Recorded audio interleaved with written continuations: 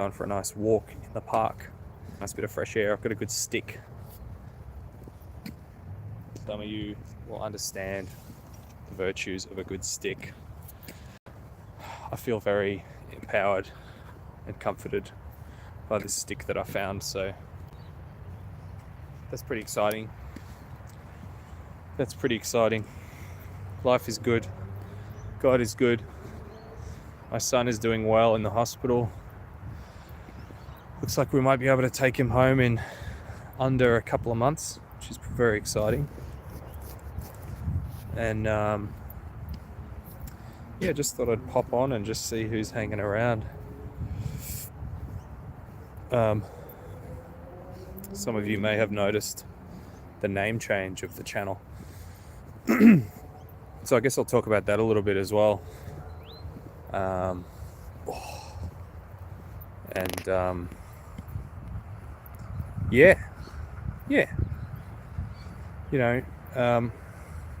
Most people on this earth live just for themselves, and most people just follow their own will, and that's natural. I don't say natural to say it's a good thing. A lot of people think natural means good, but natural is not really good. G'day, Redneck Rumbler. Good to see you. Very good to see you. Very good to see you. Yeah, so yes, most people on this earth just live for themselves, and I used to be one of those people. And some of you watching may still be like that. I'm not judging you for it, but I now live as best I can to enact God's will in my life, and that can often be a very difficult thing to do. I've turned down some very exciting opportunities over the last year and a half because I just recognized that they were a moral choice that was put in front of me. In one case I had one very lucrative opportunity and one very humble opportunity, and I chose the humble opportunity because it was just pretty obvious that that's what God was prompting me to do, and I did that, and I don't regret it. It was great. There's more to that story, but I'll share it someday, and many others. But Jesus, when he was speaking to Nicodemus, who was one of the leaders of the Pharisees, very well respected, he said that people who walk by the Spirit are like the wind. You don't know where it comes from or where it's going, but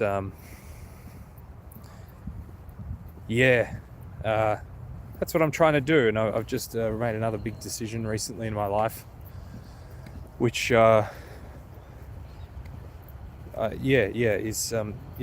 it's just amazing maturing as a Christian and hearing the Lord's voice more clearly as you grow in righteousness, hopefully, and get closer and closer to Him. But so it's been a long time coming, but this channel's now, it's going to be about street evangelism, really, and all the chaotic twists and turns which will come from that in this fallen city of Melbourne. Wow. How's this for a sign, my friends? Christ follower, godless brother from New Zealand, you're a great speaker. Hoping you keep doing your YouTube channel. Thanks, brother. Sure will. For God's glory. You come across as humble, which is rare these days, bro. Thank you so much, man. That means more than anything to me. Look at this, everybody. How's that? The fish. In the early church, this was a symbol. When Christians were being persecuted, which is coming back, don't you worry, you would see another believer. Pardon me, guys, one sec. You'd see another believer walk around, and you'd go up and you would, sorry about the wacky camera work. You would put your stick in the ground and you would do this. You would actually do that. And if someone else knew what the sign meant, they would do this and make the fish. You can't really see it. That's a terrible example, but the fish. And that was kind of like a sign, you know, that are you a follower of Christ? Are you a Christian? Which sort of means imitator of Christ or little Christ. Because that's what we're supposed to be doing as Christians. We're supposed to be emulating Jesus as much as possible, not emulating saints or Catholic heroes or Orthodox monks or internet preachers or whatever. We're supposed to be emulating Christ, and that's incredibly hard for us to do because of our sinful fleshly nature. But anyway, of course the fish represents Jesus giving the bread and loaves to the 5,000 people. I think it was 5,000, one of his many miracles. So yeah, I hope you guys will join me and others as we hit the streets of Melbourne and share the word. And it's going to be very interesting. You know, it's not really what I would choose to do. Nothing I do these days really is. But it's what I believe God is prompting me to do, and I've just felt a burning fire in my soul to hit the streets and evangelize. And that's really starting to get to a point. It's really amazing what God's been doing for me, because my son should be dead at this point. And that's pretty guaranteed. He should be dead, but instead he's had not just a miraculous recovery, but a few miracles in terms of timing of surgery and stuff like that, which, you know, I really struggle to believe. I don't understand how someone can see some of these things that have happened, which are clearly miracles, and still not even be open to God. I don't understand how people can see some of the unexplainable things in this world, clear evidence of a creator and other things, and still be closed off to belief. It's such an intense level of pride. And that's what it is, pride. And that's why so many people who think they're praying aren't having their prayers answered, because God gives grace to the humble and resists the proud. If you're praying to God like, oh, God, I really need this. Do this for me. Why won't you do this for me? I know, I haven't been the best, but whatever, I can't help it. God, do this for me. You know, if God's your vending machine, I don't think you're going to get any answers. But if you pray with faith and humility, you know, if you humble yourself and look up to God and just realize that He's God and you're nothing, and yet somehow He still loves you enough to send you the truth, you know. G'day, Harris. Good to see you. God bless you, Redneck Rumbler.